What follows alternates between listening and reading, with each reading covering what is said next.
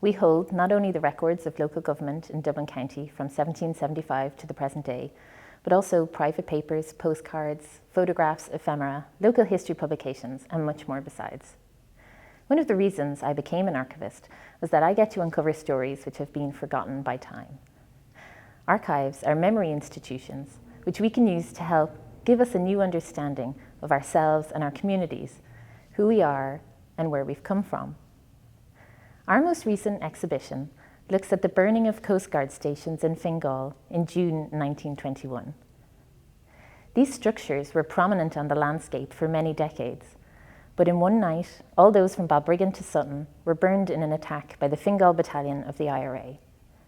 Many of the stations were later demolished, while some were rebuilt or converted into private residences. There was relatively little written about this event, and it had fallen from the public consciousness.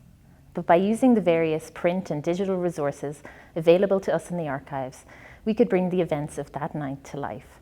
The small details that emerged in the research, the IRA men helping a Coast Guard to move his piano outside before setting the station on fire, and the passengers arriving into Amiens Street Station the next morning telling how they saw smoke all down the North Dublin coast, illuminate an almost forgotten event in the history of Fingal. Whether the Coast Guard stations are now a ruin, a void, or a repurposed building, it shows that our heritage stories often lie there in plain sight, and archives can help bring them to life, giving us a new perspective and context for our own local areas.